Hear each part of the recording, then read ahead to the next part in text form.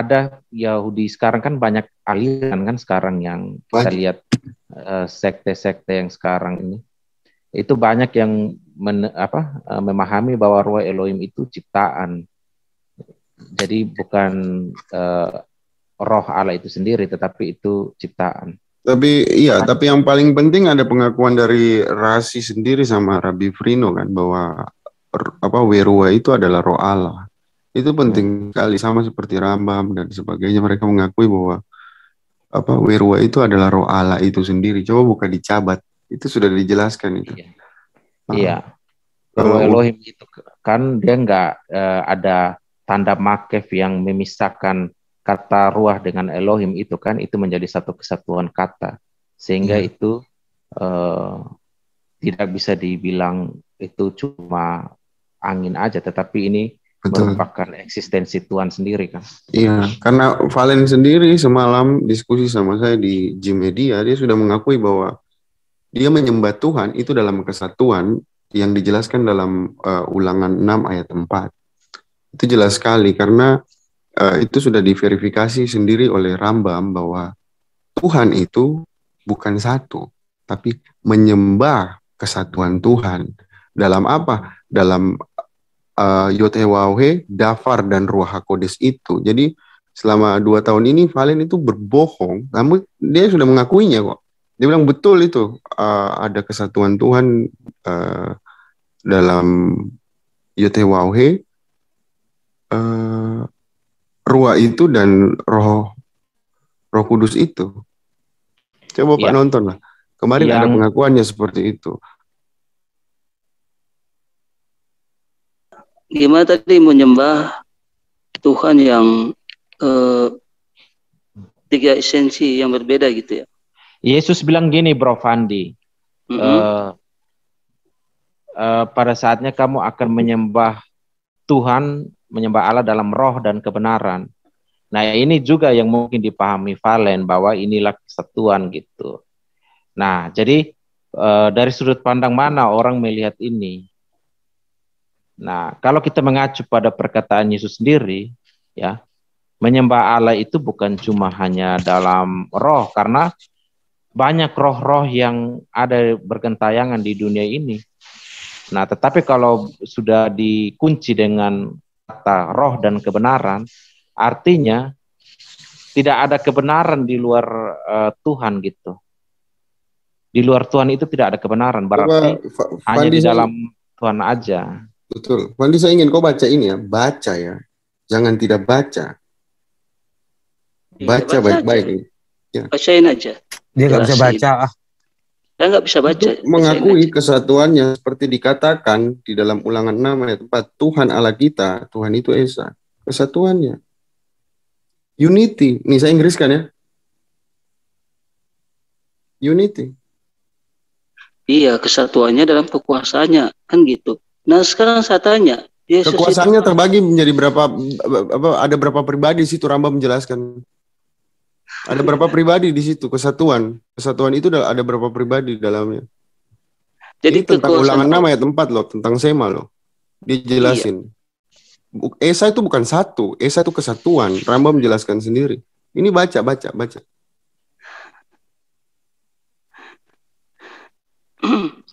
Nah, apakah Yesus itu salah satu pribadi Tuhan? Kan gitu tidak, dulu. Pertanyaannya jadi begini. Dari mana Muhammad mendapatkan ajaran yang lain yang berbeda daripada Yahudi dan Kristen, lalu mengkopas nama-nama nabi ataupun nama-nama ajaran yang telah kalian ambil semua itu? Dari mana kamu dapat? Makanya kamu sesat, kawan.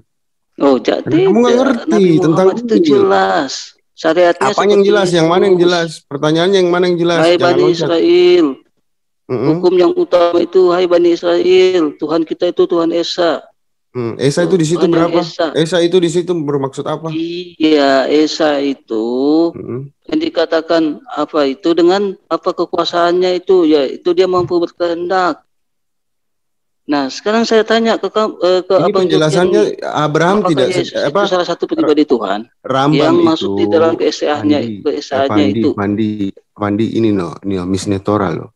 Rambam itu tidak sedang menjelaskan empedunya kau, bukan. Tapi dia sedang menjelaskan tentang ketuhanannya mereka. Unity dalam kesatuan. Dalam kesatuan apa? Bapa, Werua, dan Ruh HaKodes. Karena yang menunjukkan, saya mau nanya samamu, yang ketemu sama Abraham itu, dafarnya atau amarnya? Iya, saya sudah katakan tadi. Jangan iya, jawab dulu. Iya, kesatuannya itu dengan segala kekuasaannya itu, termasuk dafarnya itu. Allah mampu berfirman, Allah mampu berkata-kata. Wow, keren ini pernyataan. Nah, sekarang saya tanya, sekarang saya tanya ke kamu, coba lihat Yahudi sampai saat ini, mana mereka menyembah Tuhan yang memiliki 3 pribadi? Makanya saya tanya ke teman-teman di sini, apakah Targum Jonathan kan saya sudah bilang dari awal kan dari yang pertama mempunyai kitab yaitu Bani Israel. Makanya saya mau nanya sama ketika Musa, saya mau nanya sama nggak usah bicara yang ngalur ngidul malah saya mau nanya sama ketika Musa menyembah dafar dari Tuhan, itu dia menyembah berhala atau bukan? Jadi ini ngerti ketika Musa menyembah dafar Bapa di dalam Targum Jonathan Keluaran 14 ayat 31, dia menyembah berhala atau bukan? Itu kan dia lagi bercakap-cakap dengan Tuhan ya? Tidak, dia menyembah Tuhan. Jawab, dengar dulu. Ketika Musa menyembah dafar Bapa dengan kawanannya di saat itu, dia menyembah dafar Bapa, bukan Bapa yang dia sembah tapi dafarnya. Dia menyembah Tuhan atau menyembah berhala? Memang dia lagi menyembah dafar, tapi bukan dafarnya yang disembah, itu Tuhannya. Kata siapa? Oke, kita buka. Ya, kata saya. Kata siapa? Emang dia kata siapa? Kata siapa itu? Tapi tujuannya ke bapaknya. Bukakan saya mana? Mana kamu tahu dari mana? Pandi. Jadi ketika orang menyembah dafar Bapa, itu artinya dia sedang menyembah Tuhan. Dengar, jadi dafar itu adalah Tuhan juga bagi orang Yahudi. Di dalam kemah-kemah itu, mereka menyembah bukan Yotevave, mereka menggunakan kata Sekina. Nah sekarang jadi Tuhanmu ini yang satu biji itu, dengar dulu Pandi, Tuhanmu yang satu biji ini yang ngajarin siapa? Nah sekarang saya tanya, di mana Tuhanmu yang satu biji itu tanpa pribadi yang ngajarin siapa? Jawab dulu ke saya. Nah, iya makanya kamu jawab dulu pertanyaan saya. Siapa yang ngajarin Tuhanmu tanpa pribadi itu? Siapa yang ngajarin dari Yahudi hingga Kristen yang mana, orang yang mana, nabi yang mana ngajarin Tuhan tanpa pribadi? Nabi yang mana? Muhammad dapat pendengaran dari mana jika Tuhan tidak memiliki pribadi? Siapa yang mengatakan Tuhan tidak memiliki pribadi? Umat Islam meyakini kalau Tuhan itu memiliki pribadi. Kenapa enggak? Kau kan bilang Tuhanmu satu, tanpa ada pribadi yang memang mana? Memang satu. Pribadi. Sampai enggak kau ini? Iya, yang ada di Arsy dan digotong 4 malaikat. Coba tanya Allahnya di mana? Jadi gitu. Arsy itu yang gimana? Yang digotong 4 malaikat. Jadi makanya saya tanya ini. Sampai sekarang kan Bani Israel yang mempunyai kitab sudah menjelaskan dengan jelas. Kalimat tulo itu tidak diciptakan. Itulah Isa. Bani Israel. Ya, waraka itu sudah dijelaskan dengan betul dan baik. Paham itu, Pandi? Berarti Yesus itu termasuk pribadi Tuhan. Dari awal kita sudah kasih tahu ke kamu, sebelum jadi manusia dia adalah firman itu, dia adalah dafar yang disebut membra itu. Yang saya tanya dari pertama kali kau masuk ke sini, saya dengar sendiri teman-teman ini di sini menjelaskan padamu, sebelum menjadi manusia Yesus itu adalah siapa? Dafar, logos atau firman itu. Itu termasuk pribadi Tuhan atau bukan? Gitu, Dafar itu pribadi Tuhan atau bukan? Ya nggak tahu lah. Yang Musa sembah, yang tadi katanya kamu bisa jawab. Yang Musa sembah di Keluaran 14 ayat 31 itu siapa, Fandi? Dafar Bapa toh? Itu bagian dari Tuhan bukan? Sekarang saya tanya, di saat itu Nabi Musa sementara bercakap-cakap dengan siapa? Dengan Tuhan atau dengan iblis? Dengan Dafar, bukan dengan Tuhan, bukan dengan Bapa, tapi pribadi yang lain dari Bapa, yaitu dengan Dafarnya. Yang menjadi manusia nanti di perjanjian baru itu yang bernama Yesus Kristus, yang siap bukakan jalan buat kau ke surga. Paham enggak? Iyalah seluruh pengenalan. Jadi Dafar yang menjadi manusia itu Pandi, adalah Tuhan itu sendiri. Pandi, pengenalan kita kepada Bapa itu semua lewat firman dan rohnya. Bangsa Israel juga mengenal firman dan rohnya. Jadi firman dan rohnya di dalam perjanjian baru itu, ya firman itu menjadi manusia. Jadi jangan bilang lagi, kamu bilang pribadi Allah, ya pribadi Allah juga. Oh, jadi Yesus itu pribadi Allah. Ya, firman itu. Saya baru tahu. Ini gimana? Gitu ya? Iya. Yesus itu pribadi Allah ya? Iya. Dia bagian apanya Allah dia? Oh, bagian firman yang menjadi manusia, firman yang menjadi manusia. Dalam daging. Lalu berarti firman sudah menjadi daging. Sekarang saya tanya keilahiannya itu yang mana? Sementara firman itu telah menjadi daging. Keilahiannya yang mana? Ini yang kamu kurang paham. Pahami saya. Firman itu walaupun keluar dari Allah, tapi tidak meninggalkan Allah. Ngerti nggak kamu? Saya tidak bahas itu. Saya tanya, sisi keilahiannya si Yesus itu mana? Dia kan sudah menjadi daging firman itu. Ya, tapi firman itu walaupun menjadi daging, tapi firman itu tetap ada firman. Gimana sih? Firman itu ada firman. Kalau kamu bilang misalnya nasi sudah jadi bubur, ya kan sudah berubah nasi jadi bubur. Kalau ini kan nggak begitu. Dia tidak meninggalkan hakikatnya tetap, tapi pribadinya dinyatakan dalam daging. Emang nggak boleh. Jadi gini, kalau beras sudah jadi nasi, bisakah kita katakan nasi itu adalah beras? Itu kalau nasi ini oknum yang sama loh, cuma berubah wujud. Begini Pak Maiwai, saya jelaskan Pandi. Disinilah kamu, Pandi dengar ya.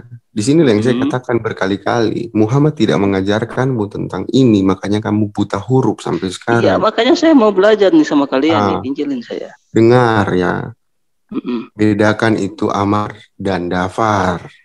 Ya, Yesus itu Dafar, bukan Amar. Bukan yang dikatakan di dalam perjanjian lama, beginilah firman Tuhan, itu Amar. Paham ya? Ketika firman logos itu menjadi daging, pertanyaanmu, Bapa berfirman, berbicara menggunakan apa? Dia menggunakan remanya. Yesus, logos menciptakan rema loh. Jangan salah. Logos yang adalah Yesus itu, yang adalah keilahian Yesus itu menciptakan rema, mengeluarkan rema. Nah, logos ini apanya Bapak? Logos ini bagian dari Bapa yang Musa sembah, yang ada dijelaskan dalam Targum tadi, oh Tuhan. Iya, bagiannya Bapak, bagiannya apa? Apanya?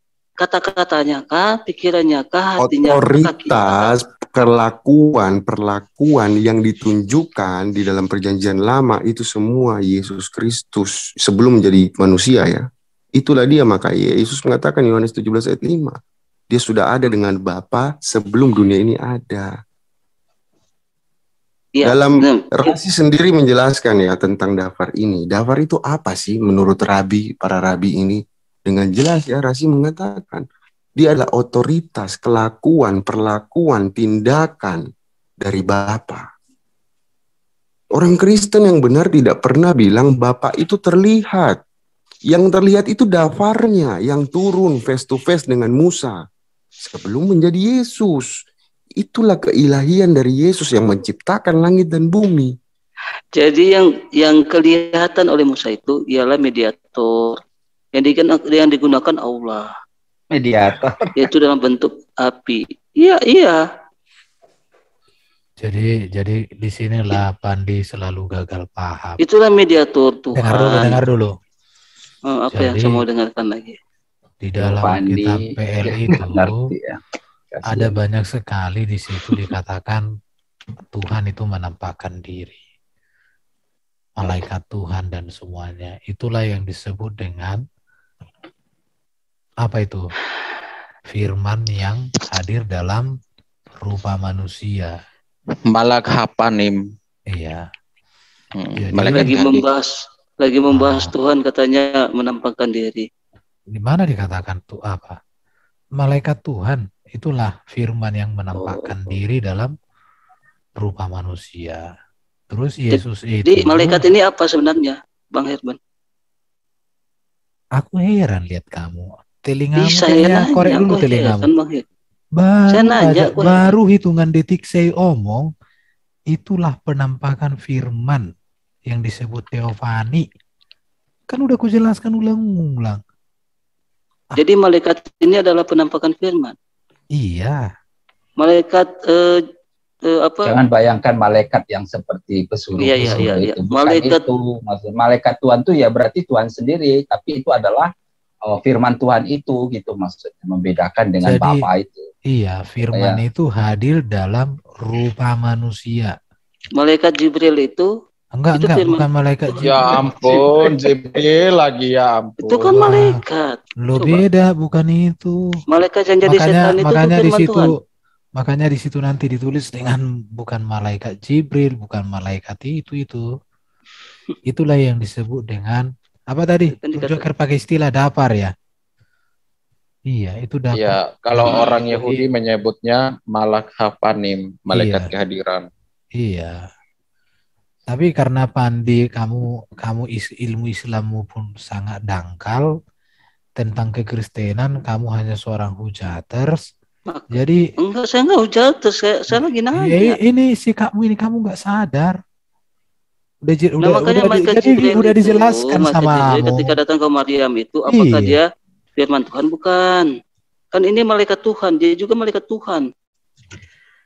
Kalau dia menampakkan diri dalam berbagai rupa-rupa seperti malaikat Tuhan, emang kenapa? Kalau dikatakan di Alkitab tuh kalau disebut malaikat Tuhan dalam pengertian itu dafar itu firman Tuhan yang menampakkan diri gitu maksudnya. Dia nggak ngerti artinya. Berarti Jibril itu juga dafar Tuhan. Jibril itu kan, aduh, memang parah banget nalarmu bro, parah banget. Di situ kan di perjanjian lama dikatakan. Teofani itu melalui malaikat-malaikat Tuhan. Kamu itu lahir kepala duluan atau pantat duluan? Gak ngerti ya aku. Oh, saya lahir kepala duluan dong, Pak. Iya, itu masalah. Iya, jadi aku gak ngerti lah, bro. Hanya kamulah orang di dunia ini yang sudah dijelaskan, tapi gak ngerti-ngerti. Coba Abang jelasinnya gimana, dengan cara apa? Sementara Abang tadi mengatakan Allah itu Bro Fandi. Oke, gini aja deh. Malaikat itu juga sering disebut sebagai utusan. Paham nggak? Makanya ada kata-kata utusanku.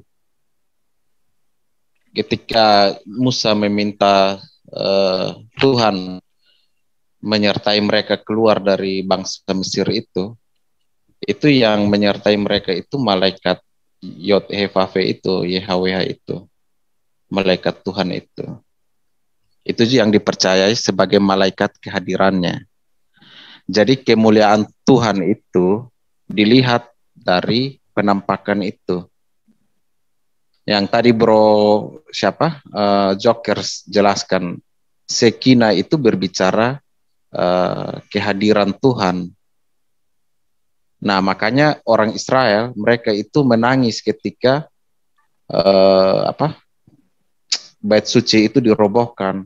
Karena ketika bait suci itu dirobohkan, kemuliaan Tuhan pun pergi dari sana. Dan mereka terbuang ke Babel. Mereka hanya bisa menangis dan menaikkan doa sebagai bentuk dari korban persembahan mereka. Karena mereka tidak bisa lagi memberikan korban persembahan. Nah, itu yang terjadi sekarang ini. Bait suci nggak ada, mereka hanya bisa menangis meratapi di tembok ratapan. Itu sebagai bentuk dari ucapan syukur atau korban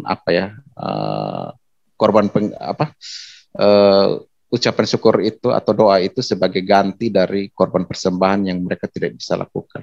Nah, jadi ini berbicara kemuliaan Tuhan sebenarnya kalau kita berkata malaikat kehadiran itu.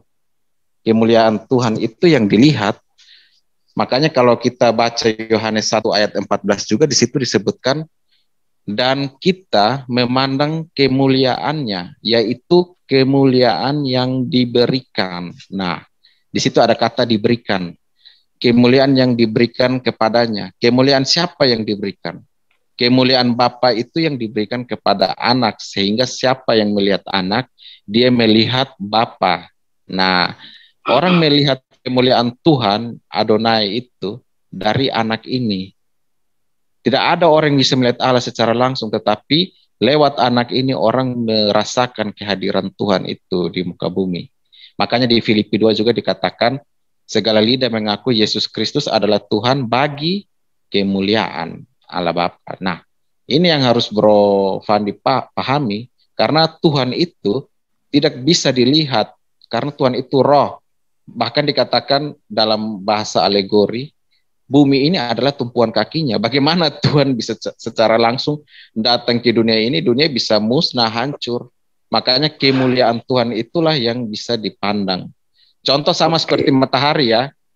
Kita nggak mungkin matahari itu turun ke bumi, tapi cahaya matahari itu kita bisa lihat menerangi bumi ini.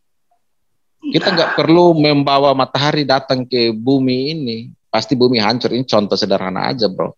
Tetapi ketika orang memandang cahaya matahari ini, orang tahu bahwa ini cahaya ini sumbernya dari matahari, bukan dari yang lain. Begitu juga sang firman itu. Orang akan tahu bahwa ini sumbernya dari siapa, yaitu dari Bapa itu sendiri. Nah, ini sederhananya gini, begitu, Bro Fandi. Silakan teman-teman lain yang mau tambahkan. Nah, bagus itu. Jadi bicara tentang kemuliaan. Nah, semua juga utusan Tuhan. Tuhan memberikan dia kemuliaan. Siapa yang bermaksud? Nah, contohnya kan Musa. Musa, Tuhan menjadikan dia utusan. Tentu Tuhan memberikan kemuliaan kepadanya sebagai utusan Tuhan. Kan gitu. Demikian beda juga lagi. Yesus. Beda lagi gimana? Apa yang beda, yang selalu dibedakan di sini? Nah, antara Musa kalau dengan berbicara Yesus itu dia menggenapi seluruh nubuatan mesianik, bro. Kalau Musa tidak menebus umat Israel. Malahan oleh Musa hukum Taurat itu diberikan dengan segala ketentuan perintah yang kamu tidak boleh langgar. Sekarang saya tanya, apa yang ditebus loh gitu oleh Yesus itu? Yang Yesus tebus itu adalah manusia ini tidak mampu melakukan ketentuan hukum Taurat itu, sehingga manusia ini akan berada terus di bawah kutuk, ya, dengar baik-baik, di bawah kutuk hukum Taurat. Karena di dalam Ulangan 27 kalau nggak salah, yang tadi Bro Fandi sempat singgung di Galatia 3 itu kan nanti sambungannya ada di Ulangan kan. Tunggu ya, saya buka ya. Ya ini, Bro. Ulangan 27 ayat 26 dikatakan begini. Terkutuklah orang yang tidak menepati perkataan hukum Taurat ini dengan perbuatan, dan seluruh bangsa itu haruslah berkata, amin. Nah, semua manusia atau semua orang Israel ini tidak mampu melakukan perintah Taurat ini, maka pastilah mereka berada di bawah kutuk. Nah, sebagai Yesus, dia sebagai tebusan atau sebagai pengganti manusia yang tidak mampu melakukan hukum ini, Yesus yang akhirnya melakukan seluruh perintah Taurat ini, sehingga manusia yang tadinya tidak mampu itu dibebaskan dari kutuk hukum Taurat ini, dibawa kepada perintah mula-mula atau kasih mula-mula, yaitu kedua perintah itu ya, kasihilah Tuhan Allahmu dan kasihilah sesama manusia. Jadi dasar apa Abang mengatakan itu? Iya, dasarnya kan ini kan, Bro. Di Matius itu kalau nggak salah ya, saya lupa ayatnya, dikatakan begini, tidak satu iota pun akan ditiadakan dari hukum Taurat sebelum semuanya Ya, sebelum semuanya terjadi. Nah, ketika Yesus telah menyelesaikan, dia berkata tetelestai atau sudah selesai. Perkataan sudah selesai ini artinya segala yang dituntut oleh hukum Taurat itu telah selesai dia kerjakan di muka bumi ini, dari pelayanan dia sampai di atas kayu salib bahkan. Nah, ketika segala ketentuan hukum Taurat ini telah selesai dia lakukan, maka tidak ada lagi yang perlu dilakukan. Buktinya apa? Buktinya bait suci itu telah roboh. Apalagi yang mau dilakukan dari hukum Taurat ini? Kalau hukum Taurat itu mau dilakukan, maka aturannya gini, bro. Bait suci itu harus ada. Orang mau menyembelih hewan bagaimana kalau bait suci aja nggak ada? Orang mau menghukum seseorang karena perbuatan zina, dia harus dibawa dulu ke mahkamah. Nah, ini semua tidak ada. Orang-orang yang dikatakan Imam Lewi lah, ya kan? Ini semua tidak ada pada zaman setelah bait suci itu runtuh sampai sekarang ini semuanya sudah tercerai-berai. Nah, bagaimana bro bisa menuntut hukum Taurat ini dilakukan? Sedangkan perlengkapan atau hal-hal yang mendasari hukum Taurat ini bisa berlaku itu tidak ada. Makanya esensi dari hukum Taurat itu atau dasar dari hukum Taurat itu adalah kedua hukum ini, kasihilah Tuhan dan kasihilah sesama. Karena apa, bro? Ketika orang mengasihi Tuhan dan mengasihi sesama, otomatis perintah lainnya seperti jangan berzina, jangan membunuh, itu otomatisnya dengan sendirinya terhindar. Karena ketika orang mengasihi sesamanya, nggak mungkin dia membunuh, nggak mungkin dia berzina. Itu poinnya. Jadi Yesus mengembalikan ini. Jadi bukan kalau kamu menuntut, oh jangan berzina itu atau hukum untuk orang yang kedapatan berzina itu harus dirajam. Sekarang esensinya, sekarang nanti orang akan bilang gini, bro. Ketika manusia berdosa, maka akan diberikan korban. Orang tidak akan bertobat karena bagi mereka, ketika saya berdosa, saya akan memberikan korban persembahan sebagai pengampunan dosa saya, pengampunan salah saya kan. Berarti ini orang tidak akan bertobat selamanya karena dia pikir, oh setiap tahun atau setiap hari saya akan berikan korban persembahan kok untuk mengampuni kesalahan saya. Jadi bukan itu esensinya perintah Taurat itu diberikan. Perintah Taurat itu diberikan supaya orang mentaati atau mengasihi atau setia, karena esensi dari Torah itu ya pada dasarnya adalah janji yang diberikan kepada Abraham. Janji ini isinya apa? Isinya Torah. Jadi janji yang diberikan kepada nenek moyang itu isinya Torah. Torah ini harus dilakukan dengan setia, bukan lalu ketika orang tidak dilakukan dihukum. Itu enggak begitu. Makanya coba kalau kamu lihat Yesus ketika orang Farisi membawa perempuan yang berzina, Yesus tidak menghukum. Tapi kalau di zaman Musa pasti dihukum. Karena Yesus ingin mengembalikan hukum itu pada mulanya, yaitu kasihilah Tuhan Allahmu dan kasihilah sesamamu. Jangan menghukum orang, karena pasti pun kamu ketika menghukum orang, suatu saat ketika kamu salah pun kamu akan dihukum. Nah, Tuhan tidak mau itu. Tuhan mau supaya kejahatan itu ya, itu harus diampuni. Sekarang gitu, sedangkan membutuhkan korban saja orang bisa melanggarnya. Apalagi cuma cukup percaya kan gitu. Gimana hukum kasih itu akan berlaku sebentar orang cuma cukup percaya aja sudah otomatis bisa mentaatinya. Sedangkan yang kalau orang bersalah itu harus memberikan korban aja bisa melanggarnya kan gitu. Kalau itu kan nah, jadi sekarang Yesus mengatakan, aku datang bukan untuk, bayangkan dia katakan, aku datang bukan untuk mentiadakan hukum Taurat. Betul, bukan tidak ditiadakan. Kalau dia hanya mengatakan untuk menggenapi, mestinya dia tidak akan mengatakan, dia tidak akan mentiadakan, kan gitu. Baca sampai selesai. Sebelum semuanya. Iya. Baca, iya, kamu paham nggak? Sebelum semuanya terjadi, itu apa hari kiamat? Itu? Langit dan bumi lenyap.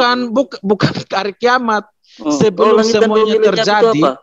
Sebelum semuanya terjadi, itu berkaitan dengan Daniel. Hukum Taurat itu telah digenapi. Coba tanya dulu, di hukum Taurat itu ada nggak berbicara tentang akhir zaman? Iya. Mana-mana. Ada nggak di situ akhir zaman di hukum Taurat? Kan Yesus mengatakan. Enggak, yang kutanya, ada nggak? Aku datang bukan untuk mentiadakan hukum Taurat. Tapi untuk menggenapi. Iya, tapi untuk menggenapi. Ya kan, Fandi? Dia untuk menggenapi karena dia akan melaksanakan itu. Kapan digenapi? Tapi dia kan mengatakan dia tidak akan meniadakan. Kapan Kalau dia hanya menggenapi, dia akan mengatakan, aku datang hanya untuk menggenapi. Mulut kau itu ditanya kau malah bikin premis lain. Apa yang mau ditanya, Bang? Keluarkan kau ya. Kapan dia genapi, Bro Fandi? Bukan, Yesus ketika bilang sudah selesai. Itu semua ketentuan hukum Taurat itu semua sudah tidak lagi berlaku. Ketika Yesus disalibkan itu bait suci itu tirai bait suci itu terbelah bagi dua. Itu ruang yang memisahkan ruang Maha Kudus dan ruang Bro Erben ya, saya lupa. Itu sudah tidak ada lagi. Dan itu menandakan ruangan Maha Kudus. Iya. Dan itu menandakan bahwa orang-orang yang tadinya tidak bisa langsung bertemu kepada Tuhan, memerlukan imam, itu tidak lagi. Mereka bisa langsung. Itu esensinya. Makanya ketika Yesus selesai, Yesus berkata sudah selesai itu di dalam bahasa Aramaik itu kan ditulis tetelestai, itu menggenapi juga apa yang di Yesaya 9 ayat 6 ya. Itu akar katanya itu mirip sama Raja Damai itu. Ketika dia menyelesaikan itu, dia sebenarnya sudah mendamaikan manusia dengan Tuhan. Maka itulah sebutan bagi dia Raja Damai itu. Telah mendamaikan. Tapi kan di Matius 5:17 itu kan dikatakan juga sebelum langit dan bumi lenyap. Sekarang saya tanya, langit dan bumi itu sudah lenyap belum? Bukan gitu, Bro. Jadi, Matius 7 ayat 15 ya, saya jelaskan. Matius 7 ayat 17. Matius 5 ayat 17. Oke. Janganlah kamu menyangka bahwa aku datang untuk meniadakan hukum Taurat atau kitab para nabi. Aku datang bukan untuk meniadakannya, melainkan untuk menggenapinya. Iya kan, menggenapinya. Lalu apa yang kamu bilang? Iya. Karena aku berkata kepadamu, karena aku berkata kepadamu, sesungguhnya selama belum lenyap langit dan bumi ini, satu iota atau satu titik pun tidak akan ditiadakan dari hukum Taurat. Sebelum, Bro baca sebelum ini. Iya, sebelum semuanya selesai. Nah, Yesus ketika dia berbicara ini, itu belum menggenapi. Ketika digenapi itu waktu dia berkata sudah selesai. Itulah yang menepati di ayat 18 ini. Nah, ketika sebelum langit dan bumi itu lenyap gimana? Diabaikan. Jadi begini, jadi gini. Sebelum gimana? Dikatakan begini. Mana yang tadi ayatnya? Selama belum lenyap langit dan bumi ini, artinya apa? Ketika Yesus belum menggenapi hukum ini, sekalipun langit dan bumi lenyap, itu tidak akan berlalu, itu tidak akan ditiadakan. Artinya ketentuan hukum Taurat ini harus digenapi dulu. Jadi tolok ukurnya yang dikatakan tolok ukurnya, Bro, bukan masalah langit dan bumi akan lenyap, tetapi tolok ukurnya ini harus digenapi. Jadi sekalipun langit runtuh, ini tidak akan berlalu, itu artinya. Jadi contoh gini ya, hukum Taurat ini, perintah ini tidak akan berlalu sekalipun langit ini runtuh. Mesti ada yang menggenapi ini dulu. Gempa mau tsunami ini satu iota pun tidak akan ditiadakan. Jadi gini, Bang. Jadi mesti ada yang menggenapi gini, ini. Bang. Itu maksud Tuhan, itu maksud Yesus katakan kedatangannya. Yesus katakan kedatangannya itu bukan untuk mentiadakan. Coba, itu kedatangannya, bukan untuk mentiadakan. Kan tadi kamu dikatakan juga bilang sebelum langit untuk dan bumi. Iya, artinya iya menggenapi. Contoh gini, kata menggenapi ini apa? Makanya menggenapi itu apa artinya? Sekarang waktu Yesus ngomong ini itu sudah tergenapi belum? Saya minta kata-kata menggenapi Yesus, itu apa? Sekarang saya tanya, Yesus waktu ngomong ini sudah tergenapi belum? Iya, Yesus Artinya menggenapi apa? itu karena dia ingin Artinya mengajak. apa? Artinya apa? Sekalipun ya, kalau ini hukum belum digenapi, langit mau runtuh pun, ini ketentuan hukum Taurat itu tidak akan ditiadakan. Kamu paham itu? Harus ada orang yang menggenapi ini, yaitu hanya Mesias saja. Jadi nggak ada alasan, sekalipun itu mau kiamat, itu nggak ada alasan bagi hukum Taurat ini ditiadakan. Ini artinya dulu, apa? Bang? Artinya apa? Artinya mesti ada yang menggenapi ini. Nah, siapa yang menggenapi ini? Yesus ketika di atas kayu salib dia berkata sudah selesai. Otomatis lu nggak usah tunggu sampai kiamat lagi. Ini yang ditunggu-tunggu Israel, bro. Kata-kata menggenapi itu apa? Mana, Bang? Mana dalilnya hukum Taurat itu adalah salib, Bang? Mana dalilnya? Apakah hukum Taurat itu salib? Ketika Yesus salib sudah menggenapi, apakah hukum Taurat itu adalah salib? Salah satunya. Coba Anda jelaskan. Jadi saya bentar. Jadi kalau berbicara tentang kematian Yesus, ini kan topik yang sangat luas. Jadi saudara-saudara Muslim seringkali, Pandi kau jangan tertawa kayak gitu, kau kurang ajar kau kayak gitu. Oh iya, saya diam kau. Enggak salah kita tahu teman saya ini sudah. Kau kurang ajar kau kayak gitu. Enggak, teman saya sudah. Lanjut aja. Kamu itu sih, kamu kapan dewasa kau? Ditanya pun kau nggak ada jawabanmu. Pendengar jawabanku kau nggak sanggup. Iya, lanjut aja. Ini Bang Erben. Kita menggenapi itu. Bang Erben, saya jawab dia tadi pertanyaan boleh ya? Iya. Sebelum nanti dibilang saya takia lagi mengenai salib ya. Kamu teman siapa nih yang tadi bertanya? Pak Munir. Nah, ini tipologi tentang Yesus Kristus ya. Ini saya share ya kepada teman-teman Muslim ya. Ini ada di dalam Imamat dan saya akan jelaskan ini. Saya harap coba perhatikan ya. Ayat 6. Kemudian Harun harus mempersembahkan lembu jantan yang akan menjadi korban penghapus dosa baginya sendiri. Dan dengan demikian mengadakan pendamaian baginya dan bagi keluarganya. Ia harus mengambil kedua ekor kambing jantan. Ini ingat baik-baik ya. Kedua ekor kambing jantan itu dan menempatkannya di hadapan Tuhan di depan pintu kemah pertemuan. Dan harus membuang undi atas kedua kambing jantan itu, sebuah undi bagi Tuhan dan sebuah bagi Azazel. Azazel ini sebenarnya kambing jantan ya. Nah, artinya ayat 8 ini mengatakan bahwa ketika ada kambing yang diundi, satu untuk Tuhan, satu itu dilepaskan gitu. Nah, apa yang saya mau jelaskan di sini? Ketika Yesus sebelum disalib itu diperhadapkan di depan orang Yahudi, yaitu Barabas dan Yesus Kristus. Apa hubungannya, Bang? Ya, saya jelaskan. Tunggu, saya jelaskan. Ini tipologinya. Kedua kambing jantan ini penggambaran tentang, bukan cocok logi, kamu dengar dulu. Ini tipologi penggambaran tentang Mesias.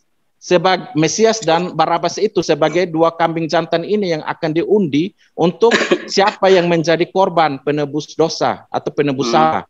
Nah, Yesus yang terpilih, jadi mereka memilih Barabas untuk dilepaskan dan Yesus yang harus dihukum. Ini tipologinya ada di ayat 7 ini. Nah, orang yang tidak terpilih itu yang di ayat 8 ini dikatakan ini harus dilepaskan. Nah, keren ini. Makanya ketika Barabas itu dipilih untuk dilepaskan, dia tidak terhukum, tetapi Yesus yang terhukum. Ini semua berbicara tentang tipologi dan antitipe di Perjanjian Baru. Luar biasa. Bagus banget, dulu tipologi apa, nanti Fandi mikirnya tipologi makanan apa ya? Oh, memang itu agak sulit teman-teman Muslim. Mengorbankan manusia. Kan mengorbankan kambing, apa hubungannya gitu kan? Yesus kan manusia. Makanya kan Yohanes Pembaptis kan ngomong gini, inilah anak domba Allah yang akan menghapus dosa manusia. Kamu nggak ngerti itu, bro. Jadi penggambaran di Perjanjian Lama itu selalu berbicara hal-hal alegori yang menuntut orang Israel menanti-nantikan apa yang diharapkan oleh bapak-bapak leluhur mereka yang telah diberikan kepada Abraham, Ishak dan Yakub itu. Nah, janji ini telah digenapi. Makanya ketika Yesus berkata sudah selesai, ya, artinya segala ketentuan hukum Taurat itu sudah selesai. Nggak ada lagi yang perlu dilakukan. Bait suci sudah nggak ada, apalagi yang mau kamu korbankan. Yesus sebagai korban yang sempurna. Dan kata janji yang mana, Bang? Ya ampun. Jangan kasih Jadi itu bukan janji, berat, Bang Daniel. Jangan kasih teologi yang berat-berat. Lihat targetnya lah. Nabi-nabi terdahulu memberikan kalau untuk Mas Fandi itu cukup bicara kenapa jin kok bisa kembali ke surga. Orang-orang sekarang gitu. Kok memilih korban yaitu manusia dengan tumbal manusia, kasihan banget. Kalau sama Fandi jangan bicara teologi penebusan, teologi kerajaan, nggak nyambung. Tapi bicara kenapa jin itu kok bisa ada di hidung manusia ketika sholat gitu. Yang dikatakan jin itu yang meminta tumbal manusia itu. Adanya onta kenapa yang dihalalkan, yang diharamkan babi gitu-gitu aja. Gimana Pak Munir? Pak Munir. Iya, bicaranya gitu-gitu aja, bicaranya ya. Jadi jin itu meminta tumbal apa? Manusia ya Pak Munir? Tidak ada karena Mas Fandi ini yang orang yang sangat pintar, lebih baik kita bertanya ke Mas Fandi. Saya kan yang bodoh. Saya kan disini sebagai orang bodoh. Makanya saya bertanya ke kalian. Kalian kan senang ngatain saya bodoh. Jawabannya Yel, itu namanya di atas bodoh, tahu nggak? Hah? Siapa menjawab? Dikasih jawaban iya, bilangnya iya saya sudah mengerti begitu. Jadi nggak TOL. Bicaranya mengenai itu aja, adanya ontak apa yang diharapkan babi, begitu aja. Saya kan di sini orang yang bodoh, orang yang suka bertanya, kan gitu. Jadi kalau jawaban yang itu namanya orang apa? TOL. Kalau jawaban yang lebih membuat aku bodoh, kita tahu harus nurut. Jadi nggak TOL. Jadi kalau dikasih tahu untuk menumbalkan manusia, kalau tanya, gini orang tanya gitu. Harus lebih sedikit. Tanyanya jangan nyelocos aja. Tanya sudah, dengerin jawabannya. Jangan malah sok kenapa tahu. Kenapa Bro Fandi sebagai Muslim tidak setuju dengan konsep penebusan? Ayo, kenapa tidak setuju? Berarti ada konsep yang lebih baik. Dari ajaran Nabi terdahulu tidak ada ajaran konsep penebusan. Contohnya asal itu tidak ada. Bentar Pak Wawan, bentar Pak. Kita ginilah, kalau berpantah-pantah malah capek. Tadi Mas Fandi mengatakan karena ajaran nabi-nabi terdahulu itu tidak mengajarkan tentang tradisi korban dan penebusan, betul? Penebusan dosa asal itu, dosanya dari Adam itu tidak ada itu. Mana dalilnya, saya minta kalau ada. Enggak. Anggaplah kami salah, kamu benar. Sekarang kamu jelaskan mengapa kamu menolak, mengapa kamu menyalahkan. Kasih tahu ke kami dong seberapa kuat dasarmu menyalahkan dan tidak setuju. Iya, dasarnya itu kuat. Karena kenapa nabi-nabi terdahulu tidak pernah mengajarkan untuk menebus dosa asal yang itu berasal dari Adam. Contohnya? Ya contohnya nggak ada nabi mengajarkan itu. Ya nggak, contohnya mana keterangannya tidak? Saya tidak mengajarkan. Ini salah. Mana dalilnya dari sisi kamu yang menyalahkan tentang penebusan itu? Maksudnya dalilnya? Kan nabi-nabi terdahulu tidak pernah mengajarkan itu. Ya mana buktinya kalau mereka tidak mengajarkan, mana buktinya gitu loh. Iya buktinya nabi-nabi terdahulu tidak pernah mengatakan konsep penebusan dosa dari Adam itu dan akan ditebus oleh Yesus. Kalau mereka tidak mengatakan, bukan berarti tidak ada. Korban itu apa, Pandi? Dulu. Mereka tidak tidak mengatakan merah misalnya. Kenapa kamu bilang merah? Nah sekarang mereka tidak mengatakan merah, kenapa abang katakan itu merah? Berarti kita sama-sama tidak kuat dong. Oh iya. Kalau gitu kita sama-sama tidak kuat. Kalau sama-sama tidak kuat, berarti kamu tidak ada hak menyalahkan. Dasar pijakan saya, nabi-nabi itu tidak pernah mengatakan merah. Nah, saya tidak mengatakan itu merah. Nah, dasar pijakan abang yang mengatakan merah itu, sementara nabi-nabi tidak mengatakan merah apa? Ya sudah, berarti kan kamu tidak berhak menyalahkan dan tidak berhak membetulkan. Kalau saya kuat sebenarnya, karena kenapa? Saya mengikuti apa yang nabi-nabi ajarkan. Ya katanya mereka tidak mengatakan merah, kok kamu mengikuti merah? Saya mengikuti merah. Justru abang yang mengatakan merah, sementara mereka tidak pernah mengatakan merah. Gini aja, Pandi. Udah bilang aja kurban itu apa? Kenapa nabi-nabi itu berkurban? Kenapa orang-orang Yahudi berkurban? Buat apa kurban itu? Itu aja. Apakah umat sesudahnya nabi-nabi sebelumnya mengajarkan untuk kurban pakai kurban binatang. Buat apa? Itu biasa. Iya, buat apa kurbannya? Tapi kurban sebagai kurban manusia ini itu yang kurban biasa. Untuk apa itu? Kurbannya untuk apa? Untuk apa?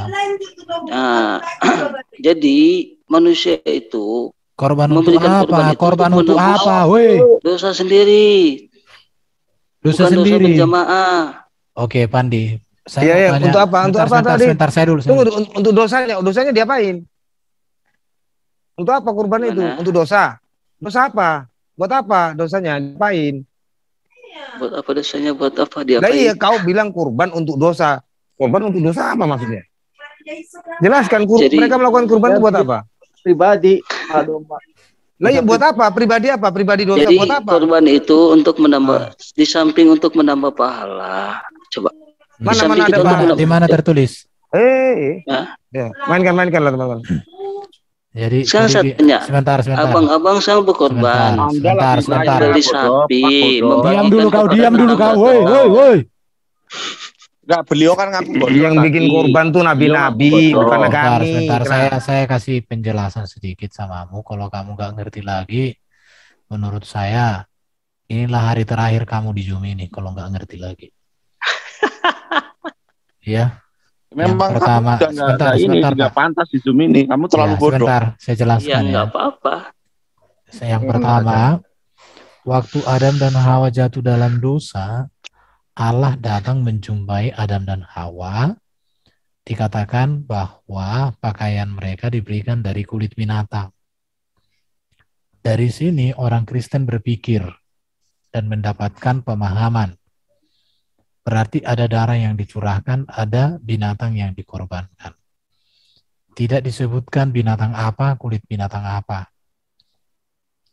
Dan juga dikatakan bahwa akan datang seorang keturunan wanita yang akan menebus.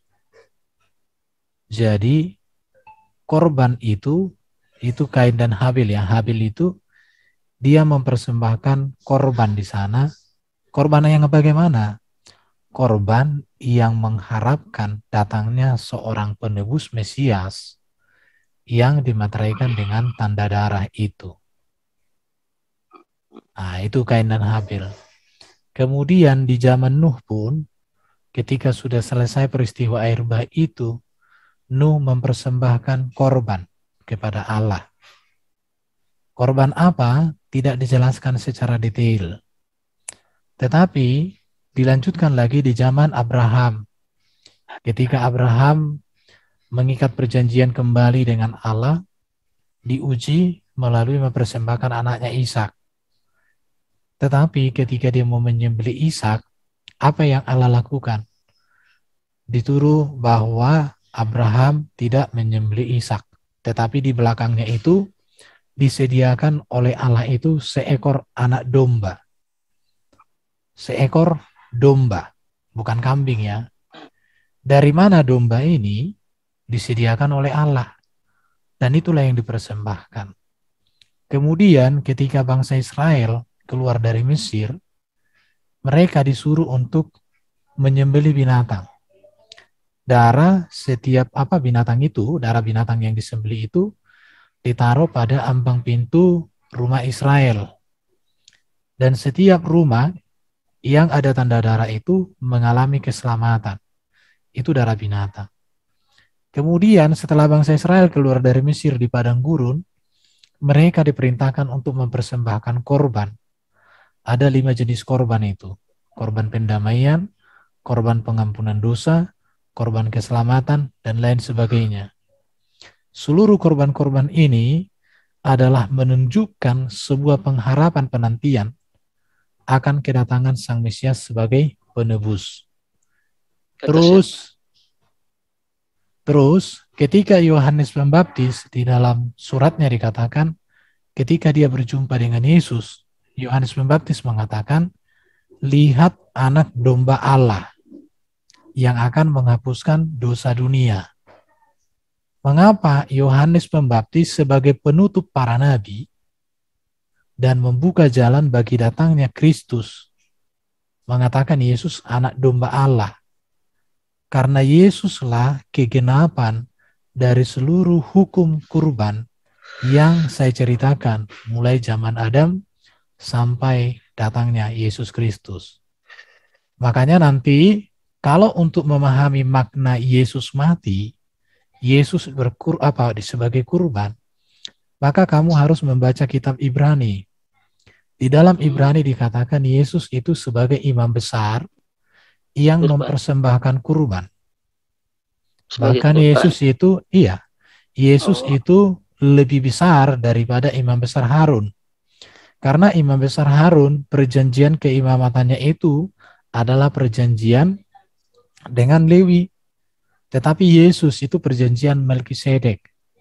Yesus imam yang datang dari surga, Harun dari dunia. Yesus imam yang tidak berdosa, tetapi Harun imam yang berdosa. Yesus seorang imam yang mempersembahkan darahnya sendiri sebagai tebusan bagi seluruh bangsa, tetapi Harun mempersembahkan domba sebagai tebusan bagi dosanya dan dosa Israel. Jadi kalau kamu mengerti namanya nubuat dan penggenapan, maka kamu bisa mengerti. Tapi kalau kamu tidak mengerti arti nubuat dan penggenapan, maka selamanya kamu tidak mengerti. Itulah makna korban itu. Jadi Yesuslah imam besar yang mempersembahkan darahnya sebagai kurban keselamatan satu kali untuk selama-lamanya. Kalau kamu nanti pernah mendengarkan tentang sebuah penelitian arkeologi oleh John White, ketika dia meneliti bahwa ada batu di bawah salib di mana Yesus disalibkan itu, darahnya ditemukan dan di bawah itu ada tabut perjanjian menurut penelitian arkeologi itu. Dan di dalam tabut itu ada darah Yesus. Itu sudah diteliti. Itu membuktikan bahwa Yesus itulah anak domba Allah yang darahnya terpercik di tabut perjanjian sebagai kesempurnaan korban. Makanya di dalam kitab Taurat itu ada ruangan maha suci, ruangan maha kudus. Di situ ada tabut perjanjian dan di situ 1 kali 1 tahun imam besar harus memercikan darah sebagai pengampunan dosa pendamaian bagi orang Israel. Dan itulah semua hukum-hukum kurban itu sudah sempurna di dalam Yesus. Karena itu orang Kristen tidak lagi mempersembahkan kurban-kurban seperti itu karena sudah dikerjakan Yesus 1 kali selama-lamanya. Itu penjelasan secara ringkas. Jadi mereka tahu ya kalau itu darah Yesus. Nah, goblok kali kau, kurang ajar. Iya, maksud saya tanya doang. Udah. Ini terakhir kamu di sini ya. Saya sudah jelaskan ya. Menurut saya sudah cukup ya. Oke. Jadi menurut saya kami nggak butuh orang kayak kamu. Kamu memang otaknya brengsek kamu. Hatimu jahat. Harusnya dia udah tahu apa arti penggenapan itu. Dia nggak harusnya ngerti. Yang dia pertanyakan. Kalau dia nggak ngerti, terserah. Ini benar-benar apa? Otaknya brengsek kayak gini orang. Enggak, memang mereka nggak tahu apa-apa. Kurban mereka gini. Untuk sedekah. Enggak gini. Sedekah. Enggak apa-apa, kita ikuti standar kemampuan Fandi dalam. Dia kan ini kita positif saja. Dia kan mungkin berusaha untuk menemukan kebenaran dalam iman Kristen. Ikuti saja alur berpikirnya, menurut dia itu sebenarnya konsep yang benar seperti apa. Kalau memang kita salah, berarti kan dia harus membuktikan yang benar yang mana. Karena kalau dia menganggap atau menilai kita salah tanpa membuktikan kebenarannya seperti apa, ya sama saja apa ya, menegakkan benang basah ya, melakukan hal yang sia-sia. Tapi kalau dia tidak bisa membuktikan kebenaran itu seperti apa, ya sudah. Jadi tidak punya posisi berdiri untuk menyalahkan gitu. Kan seperti itu. Edo, ini jadi pemikiran yang baru ini. Ketika hewan kurban Abraham itu mereka rayakan terus, mengapa mereka tidak merayakan hewan kurban daripada Musa? Enggak gini, kita mau ngomong korban itu percuma, kecuali dia menegaskan di dalam wahyu Islam tidak ada istilah korban. Ya sudah. Korban penebusan dosa nggak ada mereka. Iya, gini makanya gini dong. Kita jangan memaksakan memberikan teologi yang berat-berat. Tapi dibuka dulu pelan-pelan sebenarnya makna korban buat di dalam iman Islam itu apa? Atau hanya memberikan sedekah, berbuat baik, bersyukur, atau apa ditegaskan gitu loh. Gitu kan? Ditanya saja, kita kalau sama Fandi itu jangan banyak kasih tahu, banyak tanya. Coba Pak Edo, maaf nih, saya potong. Ini runtutkan aja. Dari mana itu kurban daripada Musa itu didapat dari mana gitu? Mungkin ya makanya kita investasi waktu, kita menurunkan standar pemikiran supaya argumentasi antara kita dengan Fandi itu mengalir. Jadi kita harus menurunkan standar dengan segala hormat ya Mas Fandi ya. Menurunkan standar atau bukan menurunkan, kalau menurunkan kan dianggap saya merendahkan. Kita mengikuti alur berpikirnya. Sebenarnya apa yang dibawa Islam, Islam ini ingin merevisi apa?